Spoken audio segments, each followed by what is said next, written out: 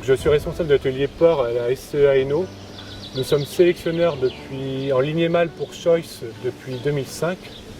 Sur l'atelier, nous avons 300 truies. Pour moi, c'est un réel plaisir d'être sélectionneur et de contribuer au progrès génétique.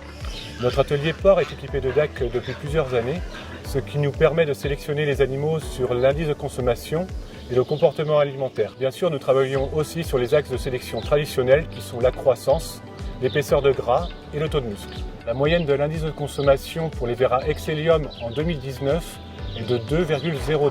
Nous produisons les Véra Excellium pour Choice depuis 2018. Le succès de ce Véra est grandissant et les ventes sont importantes.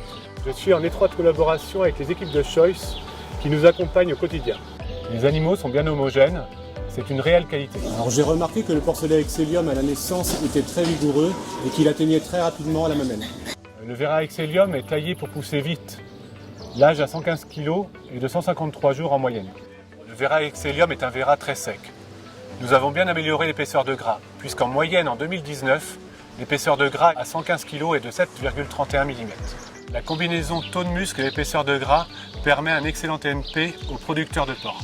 Si l'IC constitue une part importante des postes de dépenses, la rémunération se fait en France sur la carcasse, sur sa qualité, évaluée essentiellement à travers l'épaisseur de gras qui se doit d'être la plus faible possible et l'épaisseur de muscle qui se doit d'être la plus élevée possible. Ce sont des critères très importants dans le programme de sélection de Choice et particulièrement dans le programme de sélection de l'Excellium. Pour moi, le Véra Excellium est un Véra environnement, car grâce à son efficacité alimentaire, son impact sur l'environnement est réduit. Régis surnomme le Véra Excellium le Véra environnement car rappelons-nous que l'indice est calculé comme la quantité d'aliments ingérés par un porc divisé par le gain de poids qu'il peut réaliser durant une période.